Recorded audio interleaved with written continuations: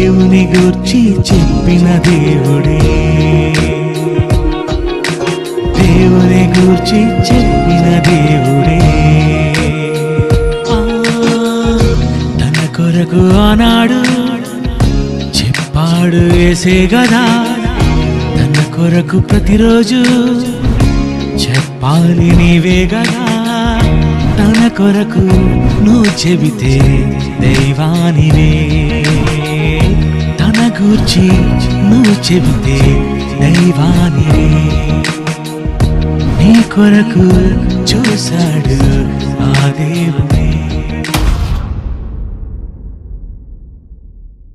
ప్రభునందు ప్రియమైన దేవుని పిల్లలారా, ఈ ప్రత్యేకమైన ఈ సభలో దేవుని మాటలను వినడానికి ఆశపడి వచ్చిన మీ అందరి విషయమే సంతోషపడుతూ, ఈ సమయంలో బైబిల్ గ్రంథంలో నుంచి ఈరోజు మన ఆధ్యాత్మిక జీవితానికి అవసరమయ్యే కొన్ని మాటలు మీకు తెలియజేస్తాను. కారణం ఏంటంటే, అన్ని విషయాలలో మనిషి అభివృద్ధి చెందుతున్నాడు, కానీ ఆధ్యాత్మికంగా రోజు రోజుకు దిగజారిపోతున్నాడు. అందుకే అప్పుడప్పుడు మనం వింటుంటాం, సమాజం రోజు రోజుకి చెడిపోతుందంటే, రోజు రోజుకి విలువలు పడిపోతున్నాయి, మనుషుల్లో నైతికత అనేది ఎంత మాత్రం కూడా లేదు, ఇప్పుడే ఇలా ఉందంటే ఇక రాబోయే కాలంలో మనుషులు ఎలా ఉంటారో ఏంటో అని అప్పుడప్పుడు మనం మాట్లాడుకునే మాటలు ఇవి. ఒకవైపు ఎన్నో విషయాలలో మనం అభివృద్ధి సాధిస్తూ ఆధ్యాత్మిక లేదా ఆత్మీయ జీవితం విషయంలో మాత్రం అంతకంతకు రోజు రోజుకు పతనమైపోతున్న, పడిపోతున్న ఒక భయంకరమైనటువంటి పరిస్థితుల్లో మనం ఉంటున్నాం. అందుకే ఈ సమయంలో ఇప్పుడు నేను చెప్పే ప్రతి మాటను కొంచెం జాగ్రత్తగా మీరు ఆలోచించాలని మనవి చేస్తున్నాను. ప్రియులారా, క్రీస్తుకు పూర్వం సుమారు 1400 లేదా 1300 సంవత్సరాల కాలం అది. ఆ కాలంలో ఐగుప్తు దేశంలో ఇప్పటికీ ఉంది ఐగుప్తు అనేది. దానిని ఈజిప్టు అంటున్నాం ఈరోజు మనం. ఈరోజు ఆ ఈజిప్ట్ లేదా ఈ ఐగుప్తు దేశంలో ఆ రోజు ఒక ప్రత్యేకమైనటువంటి భూభాగంలో ఒక ప్రత్యేకమైనటువంటి జనాంగం ఉండేది. ఆ జనాంగమే ఇశ్రాయేలీలు అని బైబిల్లో మనం చదువుకుంటాం. వాస్తవానికి వారిది ఆ దేశం కాదు, వారిది కనాను దేశం వారిది. కానీ కనాను దేశం నుంచి ఒకానొక సమయంలో ఈ ఐగుప్తు అనేటువంటి ప్రాంతానికి లేదా ఈ దేశానికి వచ్చారు. వచ్చి సుమారు 400 సంవత్సరాలు పైబడింది.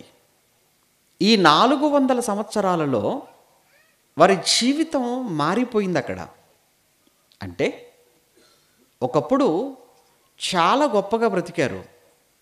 యోసేపు అనే వ్యక్తి రాజుగా లేదా అధిపతిగా, ఒక అధికారిగా ఉన్నంత వరకు చాలా హుందాగా బ్రతికారు, ఉన్నతంగా బ్రతికారు.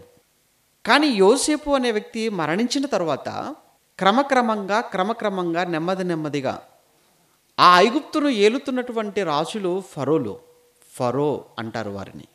వారు వీళ్ళెవరు అసలు? వీళ్ళు మన దేశస్థులు కారు కదా, వీళ్ళెక్కడో కనాను దేశస్థులు కదా, మన జాతి వారు కారు కదా, మన దేశస్థులు కారు, మన జాతి వారు కారు. వీరికి అసలు ఈ దేశంలో చోటు ఎందుకు ఇవ్వాలి మనం? 2, వీళ్ళు చూస్తూ ఉంటే మనకన్నా ఎక్కడ గొప్ప వాళ్ళు అయిపోతారో, ఇటు సంఖ్యాపరంగా చూసినా జ్ఞానపరంగా చూసినా మనకన్నా ఎక్కడ వీళ్ళు ఎదిగిపోతారో ఏమో, కనుక వీరిని మనం అణిచివేయాలి, వీరిని మనం అనగద్రొక్కాలి అనే ఒక కుట్ర, ఒక ఆలోచన ఆ రాజుల్లో ప్రారంభమైంది. ఆ ఆలోచనకు రూపం ఏంటంటే, వీళ్ళను మన చెప్పు చేతుల్లో పెట్టుకోవాలి, వీరిని మన కాళ్ళ దగ్గర పడేసుకోవాలి అని అంటే వీరిని మనం బానిసలుగా చేసుకోవలసిందే అని ఇశ్రాయేలీలు అప్పటికి సుమారు ఒక 70-75 మందిగా వచ్చిన వారు 400 సంవత్సరాలు గడిచేటప్పటికి లక్షల్లోనికి వెళ్ళిపోయింది వారి జనాభా. ఇక ఈ లక్షల మందిని ఆ దేశాన్ని ఏలుతున్నటువంటి రాజు ఫరో, ఆ దేశస్థులు వాళ్ళందరినీ బానిసలుగా చేసుకున్నారండి. ఒకప్పుడు మన దేశాన్ని కూడా బ్రిటిష్ వాళ్ళు వచ్చి మన దేశాన్ని వాళ్ళు స్వతంత్రించుకొని జయించి మనలను కూడా వాళ్ళు సుమారు 200 సంవత్సరాల పాటు మనల్ని వారు పరిపాలించారు. అంతకు మునుపు వారికన్నా ముందు మొఘలులు పరిపాలించారు. వారికన్నా ముందు ఇంక ఎవరెవరు పరిపాలించారు. కానీ బ్రిటిష్ వారు మన దేశంలో ఉన్నటువంటి సంపదను, మన దేశంలో ఉన్నటువంటి గొప్ప గొప్ప విలువైన వాటన్నిటినీ కూడా వాళ్ళు దోచుకున్నారు, వారి దేశాలకు తరలించారు. ఇక్కడున్న మన వాళ్ళను, మన పూర్వీకులను బానిసలుగా చేసుకున్నారు. అందుకే కదా 1940 ఆ కాలంలో అనేక మంది స్వతంత్ర సమర యోధులు వాళ్ళంతా అనేకమైన ఉద్యమాలు చేశారు, అనేకమైన సత్యాగ్రహాలు చేశారు, బ్రిటిష్ వారికి వ్యతిరేకంగా అనేకమైన పోరాటాలు చేశారు. ఆ పోరాటాలలో చాలామంది జైలుకు వెళ్ళారు, చాలామంది దెబ్బలు తిన్నారు, ఆఖరికి కొంతమంది చంపబడ్డారు. మొత్తానికి 1947 ఆగస్టు 15న అప్పుడు కానీ మన దేశానికి స్వాతంత్రం రాలేదు. అంటే వారి చేతిలో నుంచి మనం విడిపించబడ్డాం ఆ రోజు. మరి అప్పటి వరకు భారతదేశము అని అంటే బానిస దేశం. అప్పటి వరకు భారతదేశము అని అంటే దాసులుగా ఉన్న దేశం. ఎవరికి? బ్రిటిష్ వారికి. వీళ్ళు చాలా నయం. ఎవరితో పోల్చుకుంటే తెలుసా? ఐగుప్తీయులతో పోల్చుకుంటే. ఎవరు నయం? బ్రిటిష్ వాళ్ళు. ఎవరితో పోల్చుకుంటే? ఐగుప్తీయులతో పోల్చుకుంటే బ్రిటిష్ వారు మనల్ని పెట్టినటువంటి శ్రమలు, బాధలు చాలా తక్కువ వారితో పోల్చుకుంటే. ఎందుకంటే వారు ఇశ్రాయేలీల పట్ల ఎటువంటి చట్టాలు చేశారు అని అంటే, మగపిల్లలు ఎవరైనా పుట్టారా, పుడితే పురిట్లోని చంపేసేయండి అని మంత్రసాలను పిలిపించి మరీ చెప్పారు. లేదండి మేము వెళ్ళేటప్పటికే వాళ్ళు కనీసారండి ఇశ్రాయేల్ స్త్రీలు అనగానే, ఆహా మీరు వెళ్ళేటప్పటికే వాళ్ళు కనీసారా, అయితే ఒక పని చేయండి, కంటే మాత్రమే ఉంది, కన్న తర్వాత వాళ్ళు ఆడపిల్లలు అయితే బ్రతకనివ్వండి, మగపిల్లలు అయితే మాత్రం తీసుకెళ్ళి నదిలో పారవేయండి అన్నారు. ఇటువంటి చట్టం ఏమైనా చేశారా వీళ్ళు బ్రిటిష్ వాళ్ళు? లేదు. వీళ్ళు మన ఆస్తులు దోచుకొని వెళ్ళిపోయారు, కానీ వాళ్ళు అక్కడ ప్రాణాలే తోడేస్తున్నారు, ప్రాణాలు తీశారు. 100 సంవత్సరాల పాటు ఆ రోజున్న ఇశ్రాయేలీల చేత దుర్మార్గంగా వారి పట్ల ప్రవర్తించి వారి చేత భయంకరమైనటువంటి వెట్టి పనులు, మట్టి పనులలో వారిని చాలా ఘోరంగా హింసించారు. బైబిల్లో మనం చదువుకుంటాం ఇదంతా కూడా. ఒక మాటలో చెప్పాలంటే, ఇదిగో ఇటుకలు చేసే పనా, తీసుకురండి ఇశ్రాయేల్కి అప్పగించేసేయండి. ఇదిగో ఇండ్లు కట్టాలా, ఇశ్రాయేల్తో కట్టించేసేయండి.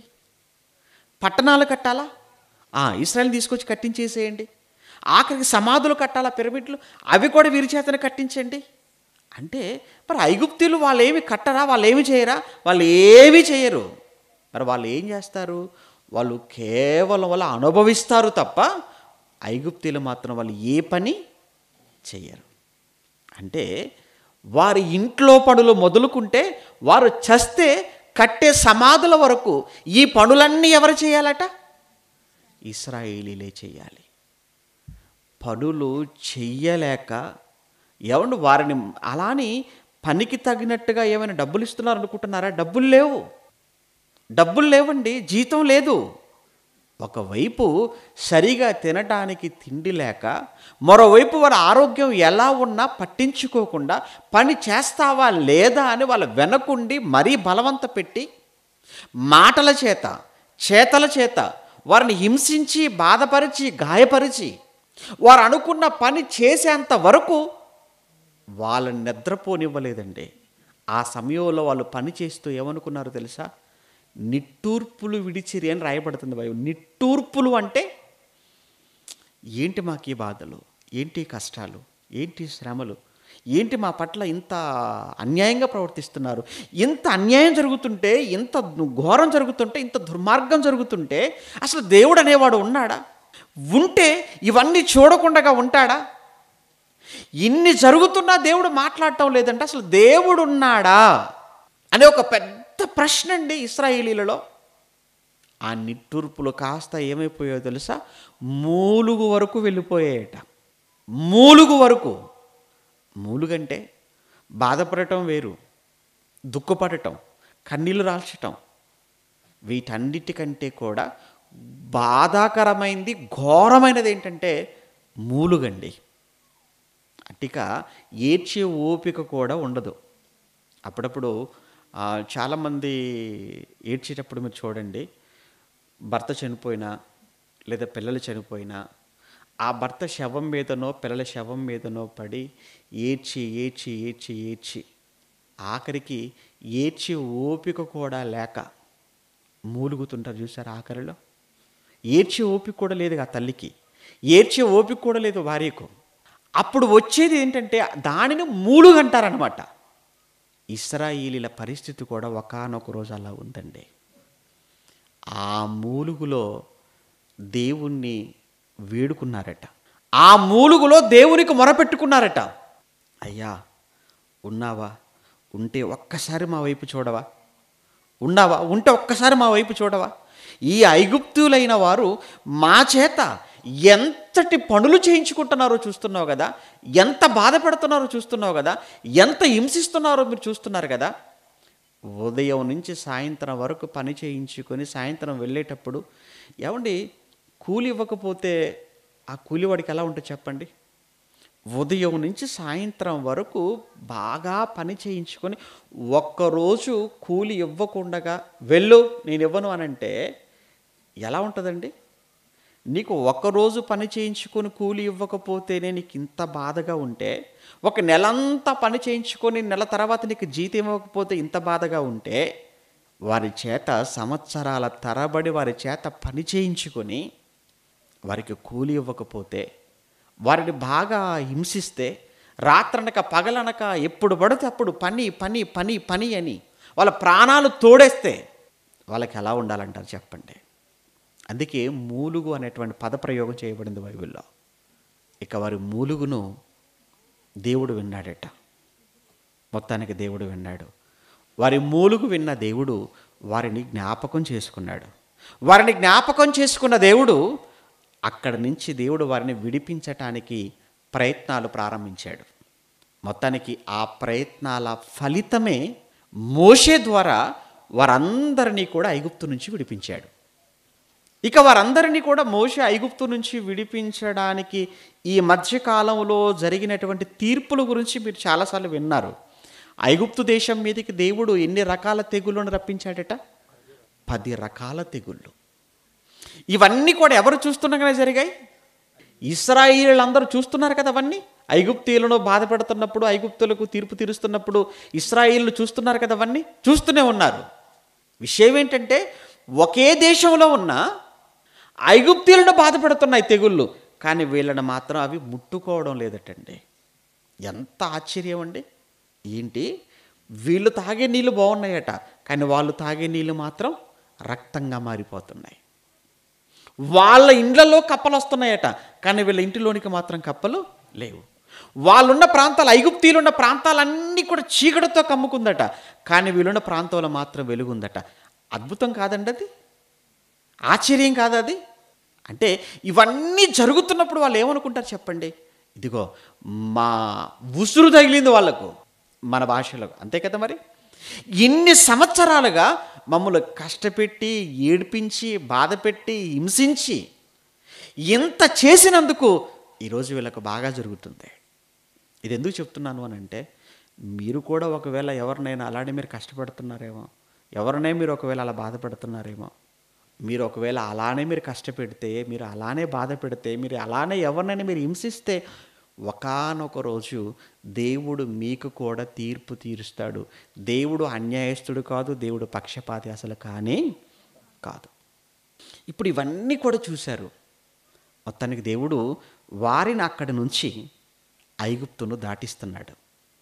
ఐగుప్తు దాటాలి అంటే అక్కడ ఒక ఎర్ర సముద్రం అనేది అడ్డొచ్చేసింది. మరి సముద్రం అడ్డు రాగానే దేవుడు ఏమన్నాడు? మోషే వెంటనే బ్రిడ్జి కట్టేసే అన్నాడా? అనలేదు. మరి ఏమన్నాడు? మోషే కర్ర చెయ్యి పైకెత్తన్నాడు, అంతే. ఏమైపోయిందట? సముద్రము రెండుగా చీలిపోయింది. సముద్రం రెండు పాయలుగా విడిపోయింది. ఆరిన నేల కలిగింది సముద్రంలో. ఆరిన నేలలో వీళ్ళంతా నడుచుకుంటూ వెళ్ళిపోతున్నారు ఆనందంగా. అసలు అదేంటంటే సముద్రం ఏంటి, రెండుగా విడిపోవటం ఏంటి, ఆరిన నేల కలగటం ఏంటి, వాళ్ళంతా నడుచుకుంటూ వెళ్ళిపోవడం ఏంటి, వీళ్ళంతా అలా దాటుతున్నారో లేదు ఎర్ర సముద్రాన్ని. ఈలోపు మరలా వెనక నుంచి ఫరో తన సైన్యము రథాలు, అబ్బో మరలా వీళ్ళందరినీ పట్టుకోవడానికి మరలా బయలుదేరాడట. ఇవన్నీ చూసి వీళ్ళకి ఇంకా భయం వేసిపోయింది. ఇదేంటి వీడు మళ్ళా వెనకాల వచ్చేస్తున్నాడు, మరలా ఎక్కడ మనల్ని పట్టి తీసుకెళ్ళిపోతాడోనని. కానీ వీళ్ళంతా చూస్తుండగానే ఫరోను సైన్యాన్ని, రథాలను అన్నిటినీ కూడా దేవుడు ఆ ఎర్ర సముద్రంలోనే కలిపేశాడు. ఇది చూసిన తర్వాతనండి ఇశ్రాయేలుకి ఎలా ఉండాలి చెప్పండి? అమ్మో, దేవుడు మన కోసం ఎన్ని చేశాడు ఐగుప్తు దేశంలో, మనల్ని వారి చేతుల నుంచి ఎలా విడిపించేశాడు, ఎర్ర సముద్రాన్ని ఎలా దేవుడు రెండుగా చేశాడు, ఆ ఫరో సైన్యాన్ని ఎలా ముంచివేశాడు. అంతేకాదు, ఇప్పుడు మనం కనాను దేశానికి వెళ్ళాలి అని అంటే మరి ఎంత ఎండ, రాత్రి ఎంత చలి, ఎంత చీకటిగా ఉంటుంది, అందులో అరణ్యంలో కదా అని బాధపడుతున్న సమయంలో దేవుడు మీరేం వరియవద్దు, మీకు అసలు ఎండ దెబ్బ ఎంత మాత్రము తగలదు అని పగలంతా కూడా మేఘస్తంభాన్ని పెట్టాడు సూర్యుడికి అడ్డుగా. ఎందుకు? చల్లగా ఉండాలి. ఎండ బాగా ఉన్న సమయంలో అలా మేఘాలు వచ్చేసాయి అనుకోండి, ఎంత చల్లగా ఉంటుందండి వాతావరణం అంతా. అటువంటి పరిస్థితి పగలంతా దేవుడు అలానే వారిని కాపాడుకున్నాడు. రాత్రి కాగానే చీకటి చీకటి చీకటి, మీరేం కంగారవద్దు అని అగ్నిస్తంభాన్ని పెట్టి వెలుగును చేశాడు. విషయం ఏంటంటే ఇన్ని చేశాడా? ఇన్ని చేశాడు. ఇన్ని చేసి ఏమండి ఇవన్నీ చేసి వారిని నడిపించుకుంటూ ఒకానొక చోటికి రాగానే ఎలా ఉన్నారో వాళ్ళు, ఏం మాట్లాడుకుంటున్నారో, వాళ్ళు ఏం జ్ఞాపకం చేసుకున్నారో, వాళ్ళకి ఏం జ్ఞాపకం వచ్చాయో ఒక్కసారి ఇప్పుడు మీరు బైబిల్లో చూడాలి. ఇప్పుడు విన్నవన్నీ మీరు మనసులో పెట్టుకోవాలి. ఇప్పుడు ఇవన్నీ చెప్పాను కదా, ఇవన్నీ మీరు విన్నారు. విన్ని ఇప్పుడు దేవుడు వీరి కోసం ఇన్ని చేశాడు, ఇన్ని అద్భుతాలు వారి కళ్ళ ముందు జరిగించేశాడు. మొత్తానికి చక్కగా వీరిని చాలా జాగ్రత్తగా వీరు నడిపించుకుంటూ వచ్చి ఒకానొక చోటులో వారిని తీసుకొచ్చి పెట్టిన తర్వాత ఇప్పుడు వాళ్ళ మాటలు ఏమున్నాయో, వాళ్ళు ఎలా ఉన్నారో, వాళ్ళు ఏం జ్ఞాపకం చేసుకుంటున్నారో ఇప్పుడు మీరు చూడాలి. సంఖ్యాకాండం 11వ అధ్యాయం, సంఖ్యాకాండం 11వ అధ్యాయం 4వ వచనం. వారి మధ్యనున్న మిశ్రిత జనము మాంసాపేక్ష అధికముగా కనపరచి, ఏమంటే మాంసం తినాలి అని అనుకోవడం తప్పు కాదు, అర్థమైందా? మాంసాపేక్ష ఉండటం తప్పు కాదు. ఆదివారం అండి వెళ్ళరండి అని అంటారు. ఎక్కడికి? షాప్ దగ్గరికి, అంతే కదా.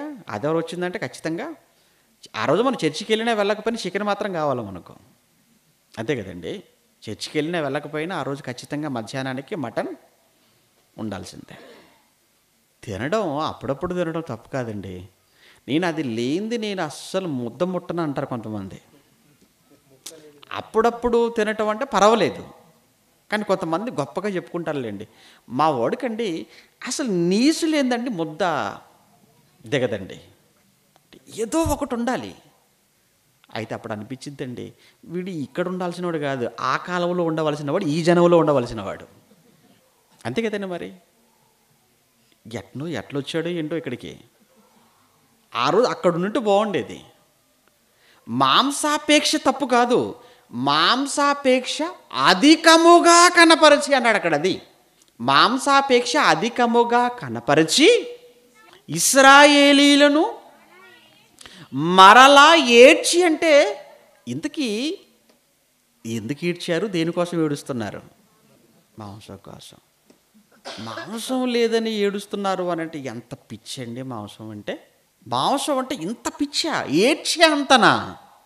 అందులో మరలా ఇంకొక మాట ఏమన్నాడు తెలుసండి అక్కడ, మరలా ఏడ్చి అన్నాడంటే ఆల్రెడీ గతంలో మరి ఎన్నిసార్లు ఏడ్చారో తెలియదు.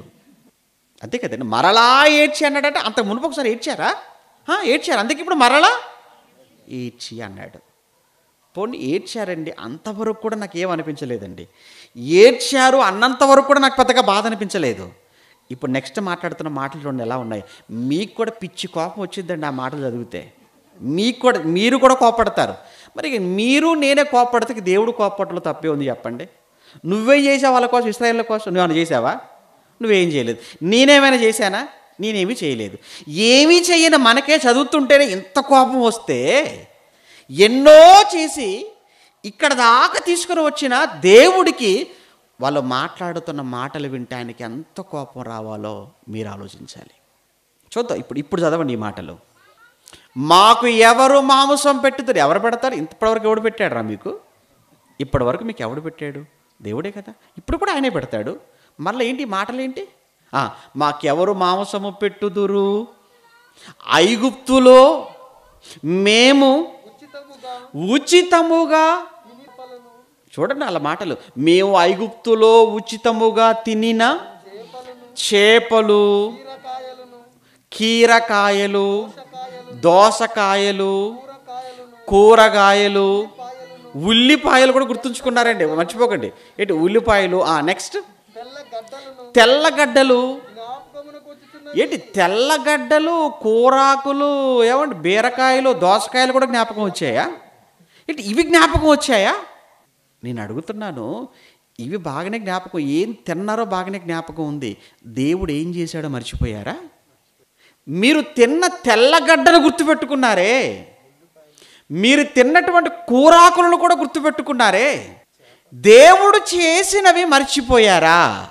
దేవుడు చేసినవి మర్చిపోయేంత చిన్నవా? దేవుడు వారి కొరకు చేసినవి మర్చిపోయేంత చిన్నవా? నీళ్ళన్నీ రక్తంగా మారిపోవటం చిన్న విషయమా? దేశమంతా కప్పలతో నిండిపోవటం చిన్న విషయమా? మిడతల దండొచ్చి పంట పొలాలన్నీ కూడా పాడు చేసి తినేయటం అది చిన్న విషయమా? వడగండ్లు పడిపోవటం చిన్న విషయమా? పేలు చిన్న విషయమా? ఇదేంటండి, సముద్రం రెండుగా విడిపోవటం అదేమన్నా చిన్న విషయమా? ఇవి ఏవి జ్ఞాపకం రావటం లేదట. కానీ ఏ జ్ఞాపకం వచ్చాయట? ఎప్పుడో తిన్న దోసకాయ కూర గుర్తుందట, ఎప్పుడో తిన్న చేపల జ్ఞాపకం ఉన్నాయట, ఎప్పుడో తిన్న కీరకాయలు కూడా గుర్తున్నాయటండి. ఇదేంటండి వీళ్ళు ఎలా ఉన్నారు? జ్ఞాపకమునకు వచ్చుచున్నవి, ఆ పదాలు జ్ఞాపకమునకు వచ్చుచున్నవి, జ్ఞాపకమునకు వచ్చుచున్నవి. ప్రియులారా, నేను ఎందుకు ఈ విషయాన్ని నేను మాట్లాడాలనుకున్నానంటే, దేవుడు మనలను కూడా విడిపించాడు, వారిని ఐగుప్తు నుంచి విడిపించాడు. దేవుడు మనలను ఐగుప్తు నుంచి కాదు, మనలను పాపము నుంచి దేవుడు మనల్ని విడిపించాడు. అక్కడ వారిని విడిపించడానికి ఆయన అద్భుతాలు చేశాడు. ఇక్కడ మనల్ని పాపము నుంచి విడిపించటానికి తను ప్రేమించిన తన ప్రియకుమారుడైన యేసుక్రీస్తును చంపుకున్నాడు ఆయన. అక్కడ వారిని విడిపించటానికి అద్భుతాలు చేస్తే, ఇక్కడ మనలందరినీ పాపము నుంచి విడిపించుకోవటానికి తన కుమారుడైన యేసుక్రీస్తును చంపుకున్నాడు ఆయన. ఆ రోజు వారు కేవలం శరీర సంబంధమైనటువంటి పనుల విషయంలో బాధ మూలుగులో ఉన్నారు వాళ్ళు.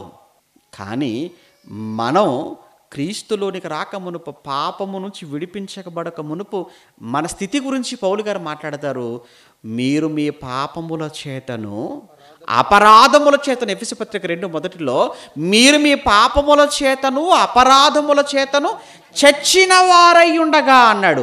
వాళ్ళు ఇంకా చావలేదు, కానీ మనమైతే కంప్లీట్గా చచ్చిపోయాం. మన కోసం చచ్చిన మనలను, చనిపోయిన మనలను బ్రతికించుకోవడానికి ఎవరిని చంపుకున్నాడు? యేసుక్రీస్తుని చంపుకున్నాడు. ఆయన చంపుకొని బ్రతికించాడు, ఆయన పోగొట్టుకొని నిన్ను కాపాడుకున్నాడు. అంతే కదా. మరి ఈరోజు నువ్వు, నేను, మనం ఇక్కడికి వచ్చిన తర్వాత మనమే జ్ఞాపకం చేసుకుంటున్నాం.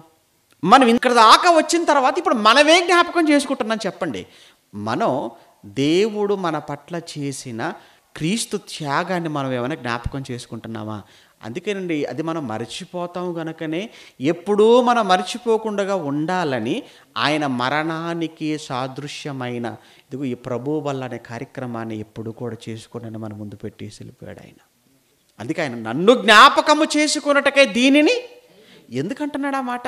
మనం మర్చిపోతామండి, మనం మర్చిపోతాం. అప్పుడప్పుడు చూడండి, అన్నా నన్ను జ్ఞాపకం పెట్టుకో అన్నా అంటుంటారు. అయ్యగారు ప్లీజ్ నన్ను జ్ఞాపకం పెట్టుకోండి అంటారు. ఎందుకు? మర్చిపోయే అవకాశం ఉంది కాబట్టే జ్ఞాపకం పెట్టుకోండి అంటారు. ఇప్పుడు యేసుక్రీస్తుల వారు కూడా నన్ను జ్ఞాపకము చేసుకొనుటకై దీనిని చేయండి అన్నాడు. నన్ను జ్ఞాపకము చేసుకొనుటకై. ఎందుకు? మీరు మర్చిపోతారు. ఆ రోజు ఇశ్రాయేలీలు ప్రత్యక్షంగా ఎన్నో అద్భుతాలను అనుభవించిన వారు, వాళ్ళు ఎన్నో సూచక్రియలను కళ్ళారా చూసిన వారు, దేవుడి వలన ఎన్నో మేళ్ళు పొందుకున్న వాళ్ళు. వాళ్ళు ఏమైపోయారు? అన్నీ మర్చిపోయారు. ఏది మాత్రం జ్ఞాపకం పెట్టుకున్నారు? తిన్నయి జ్ఞాపకం పెట్టుకున్నారు, పెట్టిన దేవుణ్ణి మాత్రం మర్చిపోయారండి. ప్రేమన దేవుని పిల్లలారా, ఈరోజు మనం ఇక్కడ ఉన్నాం. ఇందులో కూడానండి దేవుడు మన పట్ల చాలా చాలా చాలా ప్రేమను మన పట్ల చూపించాడండి. అందుకే ఈరోజు మనం ఇలా ఉన్నాం. ఒకసారి ఏమంటే లాక్డౌన్ ప్రారంభం నుంచి ఇప్పటి వరకు జరిగినటువంటి సంఘటనలు, ప్రపంచవ్యాప్తంగా చోటు చేసుకున్న పరిణామాలు, అవన్నీ బహుశా మీకు తెలుసో తెలియదు. ఎందుకంటే ఎక్కడో మారుమూలలో మీరు ఉన్నారు కనుక. ప్రపంచవ్యాప్తంగా ఈ కరోనా అనేటువంటి భయంకరమైన ఈ మహమ్మారి, ఈ తెగులు వలన, ఈ వైరస్ వలన సుమారు 10 లక్షల మందికి పైగా చచ్చిపోయారు తెలుసా? 10 లక్షల మందికి పైగా. ఒక్క మన ఇండియాలోనే 1,00,000 మందికి పైగా చనిపోయారండి. 1,00,000 మందికి పైగా మన ఒక్క దేశంలోనే చనిపోయారు. కొన్ని కోట్ల మంది కరోనా బారిన పడ్డారు. కోట్ల మంది కరోనా బారిన పడ్డారు. అలా కరోనా బారిన పడిన వారు ఆరోగ్యాన్ని పోగొట్టుకున్నారు. 2, ఆర్థికంగా కూడా చితికిపోయారు, ప్రాణాలు కోల్పోయారు. అలా ప్రాణాలు కోల్పోయిన వారు, ఆర్థికంగా చితికిపోయిన వారు, ఆరోగ్యాన్ని పాడు చేసుకున్న వారు ఎంతమంది లేరు చెప్పండి మన కళ్ళ ముందు. కానీ వారిలో నువ్వు లేవు కదా, వారిలో మనం లేవు కదా ఈరోజు. ఒకవేళ ఇప్పటికే ఆ చనిపోయిన 10 లక్షల మందిలో ఒకవేళ నువ్వు కూడా ఉండుంటే,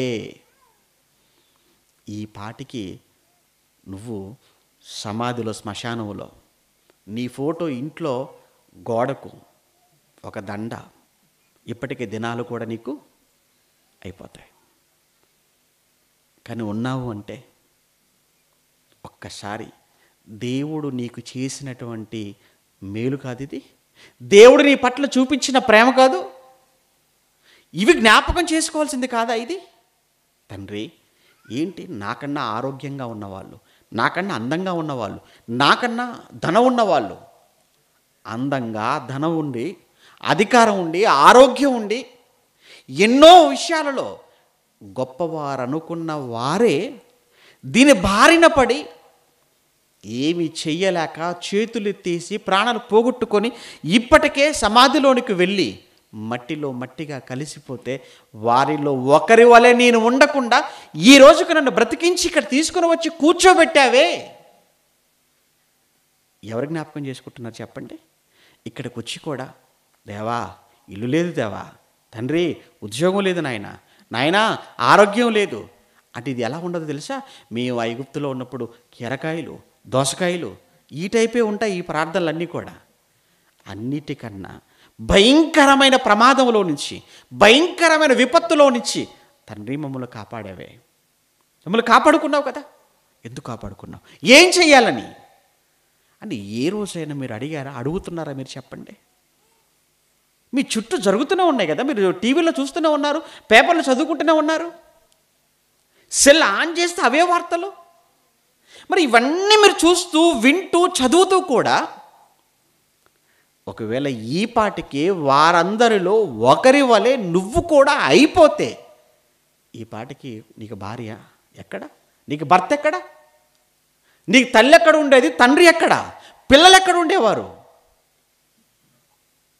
ప్రియమైన దేవుని పిల్లలారా, దేవుడు మన పట్ల చూపించిన, దేవుడు మన పట్ల చేసినటువంటి అద్భుతం మేలా ఇది? అవును.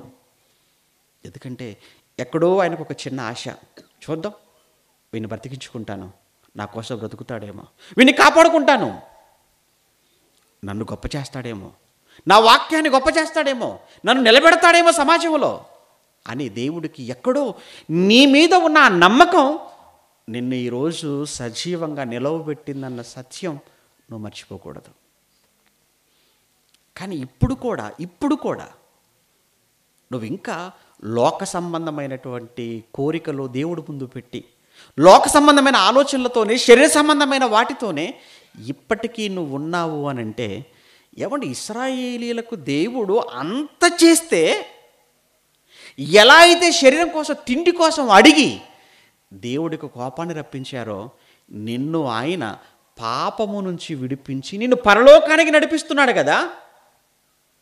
నిన్ను పాపము నుంచి విడిపించి సంఘములో, పరిశుద్ధమైన ఆయన సంఘములను సభ్యునిగా చేర్చి నిన్ను పరలోకానికి నడిపించే ఈ సమయంలో ఎన్నో ప్రమాదాలు చుట్టుముట్టినా వాటన్నిటిలో నుంచి కూడా నిన్ను కాపాడుకుంటుంటే, ఇప్పుడు నువ్వు ఉద్యోగం లేదనో, పెళ్ళి అవ్వటం లేదనో, ఇల్లు కట్టుకోలేదనో, డబ్బు లేదనో, ఇలాంటివి మనం ఆయన ముందు పెట్టడం అనేది ఇది ఎంతవరకు సమంజసం మీరు ఆలోచించాలి.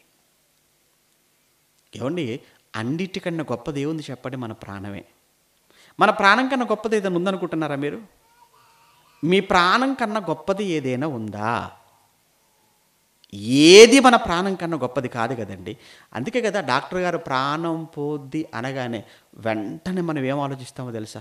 అయ్యో ఆ మాట అనకండి, ఎంత ఖర్చైనా పర్వాలేదు, ఎంత దూరమైనా పర్వాలేదు, ఇదిగో ఇళ్ళైనా అమ్మేస్తా, భూములైనా అమ్ముతా, అవసరమైతే నా ఒంట్లో 2 కిడ్నీలు ఒకటి తీసేసి అయినా పర్వాలేదు, ప్రాణంతో ఉంచండి.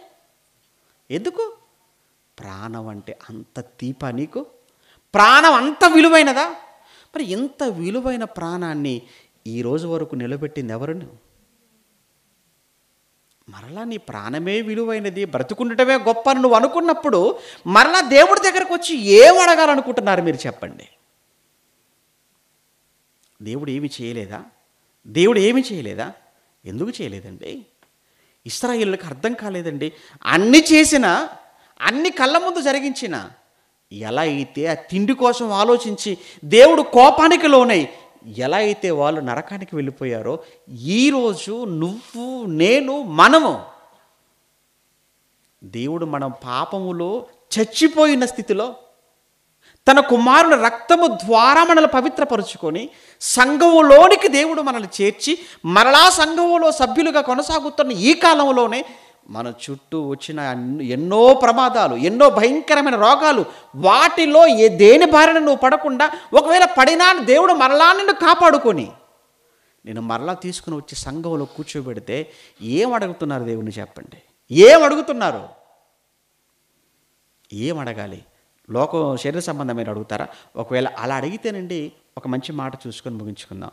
కొరింథీయులకు రాసిన మొదటి పత్రిక 15వ అధ్యాయం, కొరింథీయులకు రాసిన మొదటి పత్రిక 15వ అధ్యాయం 19వ వచనం. కొరింథీయులకు రాసిన మొదటి పత్రిక 15వ అధ్యాయం 19వ వచనంలో, ఈ జీవిత కాలము మట్టుకే ఎంత?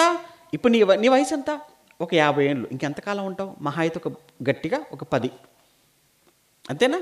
లేదా ఒక 20 ఉంటావా? ఇప్పుడు నీ వయసు ఎంత? ఒక 30. ఇంకెంతకాలం బ్రతుకుతావు? మహా అయితే మరొక 30. అసలు ఇవన్నీ గ్యారెంటీ అనుకోవడమే తప్ప, ఇంతలో కనబడి అంతలో, అది కదండి మన ఆయుష్, అది కదా మన జీవితం. అటువంటప్పుడు ఈ జీవిత కాలము మట్టుకే మనము క్రీస్తునందు మనం ఎదురు చూసే వాళ్ళమైతే, క్రీస్తునందు మనం నిరీక్షించిన వారమైతే, ప్రపంచములో ఆయనను ఎరుగని, ఆయనను నమ్మని వారందరికంటే అన్నాడు దౌర్భాగ్యులమై ఉంటుము. ఇశ్రాయేలు దౌర్భాగ్యుల అంటే ముమ్మాటికి. ఎందుకు? వారి కోసం దేవుడు ఎన్ని అద్భుతాలు చేశాడు కదా. అన్నీ చేసిన ఎవరిని వారిని కనానుకు నడిపిస్తుంటే మార్గ మధ్యంలో దేనికోసం ఏడ్చారట వాళ్ళు? మాంసం కోసం. నిన్నెక్కడికి నడిపిస్తున్నాడు దేవుడు? నేను పరలోకాన్ని నడిపిస్తున్నాడు. వారిని పాలస్తీనాకు నడిపిస్తున్నప్పుడు మాంసం కోసం ఏడ్చినందుకు ఎలా చంపేశాడో నిన్ను ఇప్పుడు పరలోకానికి నడిపిస్తున్నాడు. మరి నిన్ను పరలోకానికి నడిపించే ఈ సమయంలో నువ్వేం అడుగుతున్నావు? ఆడు తిండి కోసం అడిగాడు, నువ్వు అడుగుతావు బట్టల ఏమండి అడుగుతున్నావు. నువ్వు అంతే కదా, బట్టలైనా ఈ జీవితానికి, ఇల్లైనా ఈ జీవితమే. ఏం తేడా? మాట్లాడితే వాళ్ళ గురించి చదువుకునే దుర్మార్గులని అంటావు. నువ్వు అంత గొప్పోడు ఏంటి? ఏమండి ఇశ్రాయేలు దుర్మార్గులండి వాళ్ళు. ఎందుకు? తిండి తిండి అన్నారు. వాళ్ళు తిండి తిండి అని ఏడ్చారు, నువ్వు బట్టలని ఏడుస్తున్నావు. నువ్వు ఉద్యోగం అని ఏడుస్తున్నావు. నువ్వు ఇల్లు అని ఏడుస్తున్నావు. భూములు అని ఏడుస్తున్నావు. ఏంటి తేడా? వాళ్ళు తిండి కోసం ఏడ్చారు, నువ్వు దేనికో ఒక దానికోసం ఏడుస్తున్నావా లేదా చెప్పు. పాలస్తీనాకు వెళ్ళే వాళ్ళే దానికోసం ఏడిస్తే సహించుకున్నప్పుడు పరలోకానికి వెళ్ళే వారమైన మనం దేవుడి దగ్గర మోకరించి, ప్రభా ఎంతకాలం నాయన, సంవత్సరం ఈ 3 జతలేనా, ఇంకో 3 జతలు ఇవ్వకూడదు నువ్వు అని మనం అంటే ఏమైనా బాగుంటుంది చెప్పండి? ఒరే వాళ్ళ కణానికి వెళ్ళే విషయంలోనే నువ్వు ఒప్పుకోలేదు, అది మరలా నువ్వు చదువుకున్నావు. వాళ్ళేమో దానికోసం ఏడ్చారు, నువ్వేమో బట్టల కోసం ఏడుస్తావా? ఉద్యోగం కోసం ఏడుస్తావా? డబ్బు లేదని ఏడుస్తావా? ఇల్లు కట్టుకోలేదని ఏడుస్తావా? ఆరోగ్యం బాగోలేదని ఏడుస్తావా? ఇది న్యాయమా నీకేమైనా చెప్పండి? అంటే మనం వీటి కోసం ఏడవకూడదా? అస్సలు. వీటి కోసం బాధపడకూడదా? అస్సలు బాధపడకూడదు. శరీర సంబంధమైన, లోక సంబంధమైన వేటి కోసమైనా నువ్వు బాధపడి, దుఃఖపడి, దిగులు పడితే ఇశ్రాయేలీల లాంటి గతి నీకు పడుతుంది. నీకు అర్థం కాలేదన్నమాట. క్రైస్తవ్యం అంటే ఏంటో నీకు అర్థం కాలేదు. అందుకే ఆ మాట అన్నాడు ఆయన. ఈ జీవిత కాలము మట్టుకే మనము క్రీస్తు యేసునందు నిరీక్షించిన వారమైన ఎడల ప్రపంచంలో మిగిలిన మనుషులందరికంటే దౌర్భాగ్యులము అన్నాడండి. అంటే దౌర్భాగ్యులం అయిపోతాం. మరి ఏం కావాలి? పైనున్న వాటినే వెతకండి అన్నాడు పౌలు గారి కొలసీ పత్రిక 3 ప్రారంభంలో. మీరు పైనున్న వాటినే వెతకండి. ఇల్లు కావాలని కోరుకోండి. ఎక్కడ? పరలోకంలో. యేసుప్రభువు వారు ఏమన్నారు? మీ హృదయమును కలవరపడనివ్వకండి, నేను తండ్రి యొద్దకు వెళ్ళిపోతున్నాను, అక్కడ అనేకమైన నివాసములు కలవు, లేకపోతే నేను మీతో చెబుతాను, నేను మీ కొరకు స్థలమును సిద్ధపరచ వెళ్ళుచున్నాను అని అంటే ఆయన అక్కడికి వెళ్ళిపోయి మన కోసం వెంచర్ వేయాలని ఆయన అనుకుంటుంటే నువ్వేంటి ఇక్కడ వెంచర్ కోసం ఆలోచిస్తున్నావు? ఏమండి ఇక్కడ ఇది పర్మనెంటా? అది ఉండదు, నువ్వు ఉండవు, ఆ సంగతి నీకు తెలుసు. కానీ పరలోకం కదండి శాశ్వతం. పరలోకం కదా. ప్రభువా వెళ్ళి నివాసాలు ఇది ఏర్పాటు చేస్తానన్నావు, స్థలాన్ని ఏదో సిద్ధం చేస్తానన్నావు, ఎంతవరకు వచ్చింది ప్రభు అని ఎప్పుడైనా అడిగారా మీరు? ఎప్పుడైనా మీరు అడిగారా? ఆయన అన్నాడు కదండి, ప్రభు అన్నాడు కదా, నేను వెళ్ళి నేను మీకోసం ఏం చేస్తానన్నాడు? స్థలాన్ని సిద్ధం చేస్తానన్నాడు. ప్రభు ఎంతవరకు వచ్చింది ప్రభువా? పొడవు ఎంత, వెడల్పు ఎంత? వాస్తుందా? పర్ఫెక్ట్ వాస్తా? ఇక్కడ అడుగుతారు కదండి. మరి ఏ రోజైనా మీరు చదువుకుంటున్నారు కదా, అడిగారా? అబ్బే మనకు నమ్మకం ఉంటే కదా బైబిల్లో ఉన్న మాటల మీద. ఇక్కడ వీటి గురించి మాత్రం ఆరాధిస్తాం. 10 మందిని తీసుకెళ్ళిపోతాం. తీసుకునేది ఎంత అంటే ఒక 2 సెంట్లు. అన్నీ పర్ఫెక్ట్గా ఉండాలంటాం. పరలోకం కోసం ప్రియులారా ఇల్లు ఉండొద్దు అనేది కాదు. మీరు ఏమంటే వీటి కోసం ఎందుకు ఏడుస్తున్నారు? వీటి కోసం ఎందుకు? బట్టలు వద్దని నేను అంటం లేదు. అయినా ఇవి మన దేవుని అడగవలసినవి కాదండి, మనం కష్టపడి సంపాదించుకోవాల్సిందే. వీటి కోసం దేవుని అడగటం ఎందుకు? ఇలా అన్నామనుకుని ఆయన ఏమంటాడు? అసలు మీరు అడగటం ఎందుకురా? ఏ సమయానికి ఏది కావాలో నేను చూసుకుంటాను. మొదట మీరు నా నీతిని, నా రాజ్యమును, అది మొదట నా నీతిని, నా రాజ్యాన్ని వెతకండి, అప్పుడు అవన్నీ కూడా మీకు అనుగ్రహింపబడతాయి. మీరు అడగండి, నేను చేస్తాను. కానీ నేను చెప్పింది మీరు ముందుగా చేయాలి. నేను చెప్పిన మాటల ప్రకారంగా మీరు చేయకుండా మీరు ఎంత అడగండి, ఎంత ఏడవండి, ఉపయోగం లేదు. కనుక ఒకప్పుడు ఇశ్రాయేలీలు వాళ్ళు చూసినప్పుడు చాలా బాధ వేసిందండి, చాలా కోపం కూడా వచ్చేసింది. దేవుడు ఎన్నో చేస్తే వాటిలో ఏది జ్ఞాపకం లేదట, కానీ తిన్నవి మాత్రం జ్ఞాపకం పెట్టుకున్నారట. వాటి కోసం ఏడ్చారట, మాంసం కోసం. క్రైస్తవులంగా మనం వారి వలె, అందుకే అంటాడు పౌలు గారు కొరింథీ పత్రికలో, మీరును వారి వలె ఉండక అంటాడు. ఎవరి వలె? ఇశ్రాయేలు వల్ల మీరు ఉండకూడదు. అంటే వారు వేటి కోసం ఏడ్చారో మీరు వాటి కోసం ఏడవకండి. వాటి వేటి కోసం శోధించారో దేవుణ్ణి, మనముకు వాటి కోసం దేవుణ్ణి మనం శోధించకూడదు. నిజంగా క్రైస్తవులంటే వీళ్ళు పరలోకాన్ని కోరుకునే వాళ్ళు. ఏమండి క్రైస్తవులు అని అంటే ఈ లోక సంబంధమైన ఆశలు లేని వాళ్ళు అని మన చుట్టూ ఉన్న సమాజం చెబుతున్నప్పుడు దేవుడు ఎంత ఆనందపడుతున్నాడు, ఎంత సంతోషపడతాడో నిజంగా ఆలోచించండి మీరు. నిజమైన క్రైస్తవులు అంటే వీళ్ళేనండి.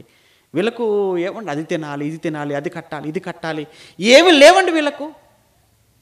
ఎందుకంటే మన పితరులు కూడా ఏమనుకున్నారో తెలుసా అండి, ఈ లోకంలో ఉన్నదంతా పెంటగా ఎంచుకున్న వాళ్ళని చూస్తుంటాం, ఈ లోకంలో ఉన్నది ఏది తమది కాదు అనుకున్న వాళ్ళని మనం చూస్తుంటాం, ఈ లోకంలో ఎన్నున్నా పరదేశులము అని పునాదులు గల ఆ పట్టణం కోసం ఎదురు చూసిన పూర్వీకులండి. మన పితరులంతా అలా ఉన్నారు. మరి వారి వంశం కదా మనమంతా, వారి ఏమంటే వంశం నుంచి వచ్చిన వాళ్ళమే కదా మనమంతా కూడా. మనమేం ఆలోచిస్తున్నాం, మనం ఎలా ఉన్నామంటారు చెప్పండి. అందుకే నువ్వు నేను మనమంతా జ్ఞాపకం చేసుకోవలసింది ఏమండి, మనకు దేవుడు మనకు చేసిన మేలుడు జ్ఞాపకం చేసుకోండి. అన్నిటికన్నా క్రీస్తు చేసిన త్యాగం మన కోసం. అందుకే ఆయన అన్నాడు, నన్ను జ్ఞాపకం చేసుకోండి అన్నాడు. వాళ్ళు తిండి జ్ఞాపకం చేసుకున్నారు, మనం ఏం జ్ఞాపకం చేసుకోవాలి? క్రీస్తు నీ కోసం చేసిన త్యాగం. అది జ్ఞాపకం ఉంటే చాలండి, మన ఆలోచనలు మారిపోతాయి. అది జ్ఞాపకం ఉంటే చాలు, క్రీస్తు త్యాగం మనలో ప్రేమ కలుగుతుంది. క్రీస్తు త్యాగం జ్ఞాపకం చేసుకుంటే మన మధ్య గొడవలు, మనస్పర్ధలు, భేదాభిప్రాయాలు అసలు ఏవి ఉండవు. ఉన్నవి అంటే నేను ఒకటే అంటాను వాక్య ప్రకారంగా, నీవు క్రీస్తు త్యాగాన్ని మరిచిపోయావని అర్థం. మరలా చెప్తున్నాను, మన మధ్య భేదాభిప్రాయాలు, మన మధ్య మనస్పర్ధలు, మన మధ్య మొహమాటాలు, మన మధ్య గొడవలు, అల్లరులు, కలహాలు, ద్వేషాలు ఇవి మనలో ఉన్నవి అంటే ఎవరిలో ఉంటావో వాళ్ళు క్రీస్తు త్యాగాన్ని మరచిపోయిన వారు. అందుకే ఇవన్నీ వారి మనసుల్లో ఉన్నాయి. కానీ నిజంగా క్రీస్తు త్యాగాన్ని జ్ఞాపకం చేసుకున్నవాడు చక్కగా కల్మషం లేని వ్యక్తిగా ఉంటాడు, కపటం లేని వ్యక్తిగా ఉంటాడు, ప్రేమతో నింపబడతాడు. అందుకే పౌలు ఫిలిప్పీ పత్రికలో అంటాడు, మీరు క్రీస్తు యేసునకు కలిగిన ఈ మనస్సును చదువుకుంటాం మనకు అదే ఉండదు. ఏమంటే మనకు అన్నీ తెలుసండి, కానీ ఏది చేయమండి. అది అందులో గొప్ప. మనకు అవార్డులు ఇస్తే ఎందులో ఇవ్వాలంటే అన్నీ తెలుసు, ఏది చేయడు, ఉత్తమ అవార్డు, ది బెస్ట్ అవార్డు. ఎందుకు అన్నీ తెలుసు కానీ ఏది ఎందుకు చెప్పండి. అది ప్రియులారా ఆలోచించండి. వాళ్ళు అవి జ్ఞాపకం చేసుకున్నారు, కానీ మనం అవి జ్ఞాపకం చేసుకోకూడదు. క్రీస్తు త్యాగాన్ని ఎప్పుడూ మరవకూడదు. ఆ త్యాగాన్ని మరొక ఆ త్యాగాన్ని జ్ఞాపకం చేసుకుంటూ అందరితో ప్రేమతో కలిసి బ్రతుకుదాం.